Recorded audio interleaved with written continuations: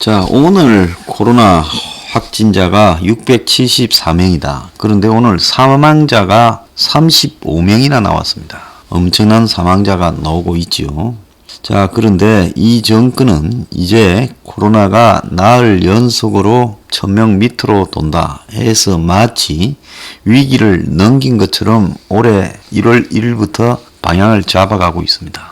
자, 이게 상당한 정권의 제가 볼 때 전략이라고 봅니다. 지금 문 정권이 코로나 확산과 더불어서 거의 지지율이 바닥에 처박히고 4월 재보선에 대한 국민 지지도 형편없이 변하면서 총괄적으로 무너져가는 양상이 보입니다.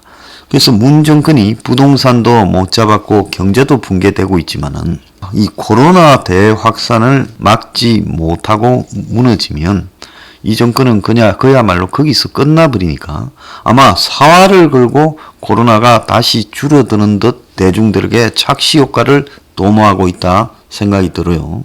그러면서 사회적 거리두기를 강화한 탓이다라고 자랑을 하려니까 헬스장 사장님들을 비롯해서 곳곳에서 저항이 나오고 있어요. 그러다 보니까 이자들이 이제 반발이 크자 우는 사람 떡 하나 더 주는 식으로 시끄러운 데는 이제 좀 풀어주는 이런 식을 취하고 있습니다. 그래서 지금 나오는 이야기가 울면 떡 주는 식으로 원칙 없이 하고 있다. 처음부터 조심해서 방역의 과학적 기준을 명확하게 세워서 당사자들도 승복하도록 만들든가 아니면 국가가 개인 사업에 대해서 문을 닫아라 마라 하지 못하도록 되어 있든가 그렇게 갔어야 되는데 이 나라는 국가가 방역법이라는 명목하에 거의 독재에 가까운 개인의 재산권과 평등권을 침해하는 짓을 마음대로 하고 있어요. 제가 일본에 이야기를 했지 않습니까? 일본에는 어디에도 법에 개인의 사업장을 문을 닫아라 하는 권한이 명시된 법이 없기 때문에 8시까지만 영업을 하는 사람한테 6만엔 하루 63만 원을 한국 돈으로 주고 있다는 겁니다. 그러면서 대책의 핵심이 긴급 조치를 선언할 만큼 긴급 사태를 선언할 만큼 코로나가 확산되어서 하루에 7,000명씩 환자가 나오니까 음식점, 주점, 가라오케 등을 휴업을 하거나 저녁 8시까지만 좀 제한을 해달라. 그래서 8시까지 지켜주는 업소에는 63만 원씩 준다고 하고 정부가 재원의 80%를 부담하고 그래서 정부가 영업 단축을 요구했으니 보상도 당연히 정부가 하겠다는 겁니다. 그래서 지난 11월 휴업 때는 하루 보상금이 2만 엔, 20만 원이었는데 연말 연시에는 4만 엔, 한국 돈으로 한 42만 원쯤 됐고 참여율을 높이기 위해서 지원금도 더 올렸다는 겁니다. 대다수의 상점들이 어차피 손님도 거의 없는데 문을 열어봤자 의미가 없다. 매상의 절반 정도 되는 지원금을 받으면 연명은 될 거라고 보고 전부 단축을 하거나 문을 닫는다는 겁니다. 그런데 이제 일본에서도 영업 단축을 거부하면 업소명을 공개하고 과태료를 좀 부과하는 이런 부분까지도 지금 논의를 하고 있는데요. 문제는 일본 정부가 정부의 지시에 따르지 않으면 벌금이나 과태료를 부과를 시도하는 만큼 지금 일본 정부 스스로가 그러면 정부 말을 존중해주면 그 사람들에게는 충분한 보상을 해준다는 겁니다. 그런데 지금 한국에는 그러지 못하니까 이제 죽게 되어서 강하게 저항하는 사람한테만 봐주는데 그것도 완전히 눈 가리고 아웅하는 식으로 형식적으로 봐주는 조치를 해서 아동과 학생에 한해 9명 이하 교섭을 허용해준다고 헬스장한테 하니 지금 헬스장 업주들은 지금 이게 말이 되냐 장사를 하지 말라는 거지. 위험하다고 등교도 안 시키면서 무슨 헬스장에 가라는 말이냐. 형평성 없는 주무구구식 방역을 누가 수긍하겠느냐. 코로나는 성인들만 걸리고 아이들은 안 걸리냐. 아이들이 걸리면 그 가족도 걸릴 건데. 실내 체육시설의 영업 기준을 학원하고 맞추기 위해서 아동 학생만 9명이라고 한 것도 웃기는 이야기다. 기준 원칙 근거 이런 게 모두 실종된 방역, 집합 금지를 하려면 다 같이 하고 아니면 어디는 되고 어디는 안 되는 이런 엉터리를 하니까 자영업자들이 화가 나서 들고 일어나는 거 아니냐. 애초에 원칙도 없이 정부도 안 지키는 원칙을 국민한테 강요했으니 불만도 여기저기서 나오는 거다. 마구잡이로 규제 풀지 말고 전문가와 논의해서 확실한 기준을 정해라. 허술한 규제의 빈틈을 다른 규제로 메우지 마라. 단체 행동하면 들어주냐? 갈팡질팡 탁상행정이냐? 시위하면 들어주고 급한 불은 꺼야겠고 기준 원칙도 없고 더 금지는 못할 망정 목소리만 내면 풀어주냐? 애초에 시위한다고 풀어줄 것 같으면 영업 정지는 왜 한 거냐? 우는 아이 떡 하나 더 주는 정책, 영업 제한하는 이유가 무엇인지 있었냐? 국민 전체가 반발을 하고 비판하는 형국에 직면했습니다. 그래서 학원과 형편성을 맞추려고 19세 미만의 9명에 한해서 헬스장에 허용한다 하니까 헬스장 업주분들은 기가 찬 거지요. 자, 그래서 수도권의 학원하고 실내 체육시설에 9명 이하 교습을 제한적으로 허용했어요. 그러니까 발레나 무슨 체조학원 같은 데는 그렇게 하는 겁니다. 또 돌봄 기능을 하는 태권도, 금도, 합기도 등 7개 체육 도장 업종에 대해서도 학원처럼 허용해 줬어요. 이러니까 헬스장, 피트니스 같은 다른 실내 체육시설은 우리는 뭐냐 하니까 이제 또 학원에 허용해 준 애들 9명하고 또 똑같이 허용해 줬다. 그러니까 이거는 더 화가 나는 일이죠. 정말로 이 정권이 좀 제가 볼 때 미쳐가고 있고 심지어 의료인조차도 방역 기준이 점점 이상해진 누더기가 되어가고 있다. 생계가 걸려있는 문제만큼 애초부터 해당 업주들과 상의해서 과학적인 근거를 가지고 설명했어야 되는데 1년쯤 이렇게 됐으면 이 정도 단계에서는 위험도가 얼마이고 어떤 매장이 운영을 중단해야 되는지 데이터를 가지고 있어야 될 건데 그렇지 못하고 주먹국으로 하다가 이제 완전히 논리를 상실하고 있다라는 겁니다.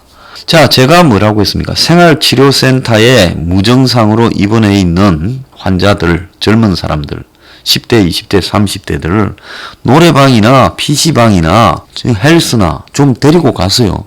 정말 거기서 운동을 시키고 노래를 시키고 게임을 시켜서 얼마나 많은 바이러스가 배출되는지 한번 검증을 해보고 그 검증 결과에 따라서 닫아야 되느냐 말아야 되느냐도 해보고 또 식당에서 바이러스 검출과 커피숍에서 바이러스 검출이 어떻게 다른가도 검증을 해봤어야죠.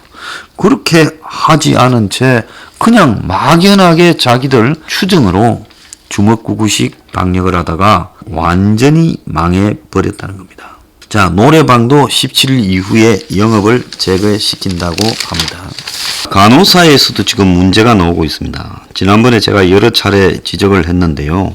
경기도의 한 공공병원 코로나 병동에서 일하는 간호사는 사직서를 제출했다는 거예요. 왜? 정부 파견 간호사로 옮기려고 했다는 겁니다. 어차피 똑같은 고생인데 이왕이면 돈이라도 많이 받겠다.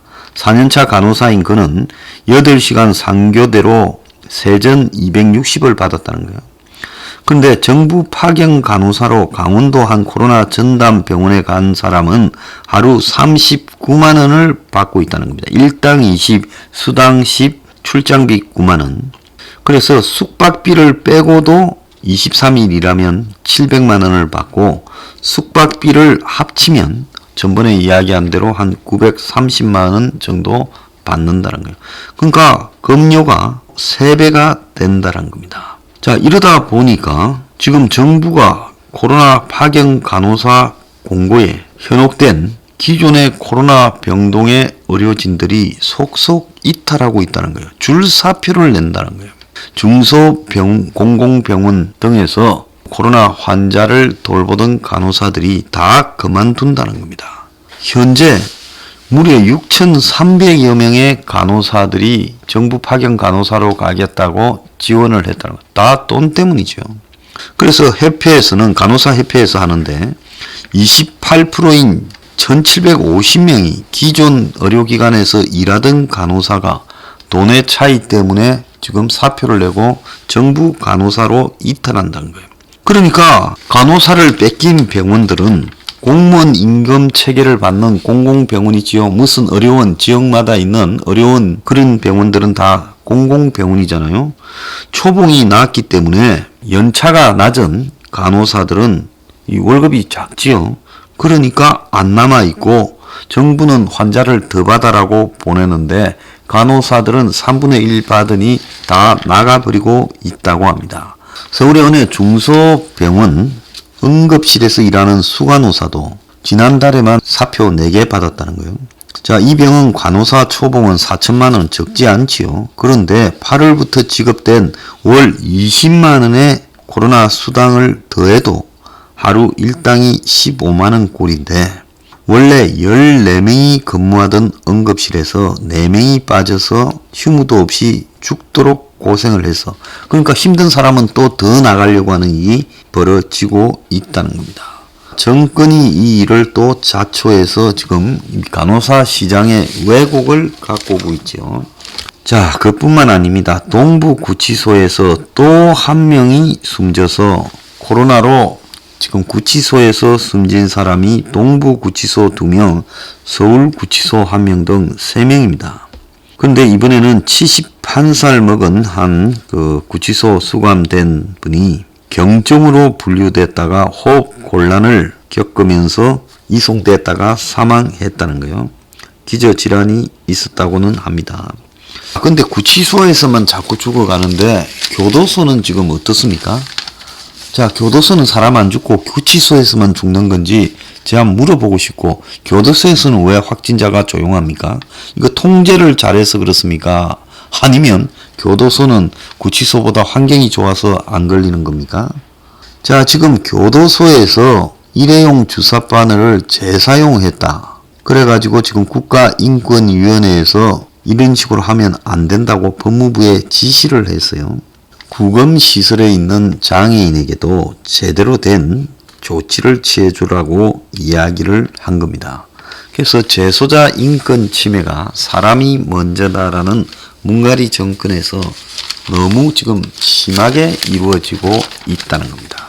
자, 이런 상황에서 코로나 영국 변이 바이러스가 또 3명이 감염되어서 총 15명입니다. 남아공 바이러스 포함해서요. 그런데 이제 감염되는 사람은 해외 갔다 오지도 않았는데 감염되는 일까지 나와서 어디서 도대체 감염되었는가가 지금 의심이 나는 겁니다. 그래서 국내에도 이미 영국 변종 바이러스가 깊숙이 퍼지지 않았나 생각합니다.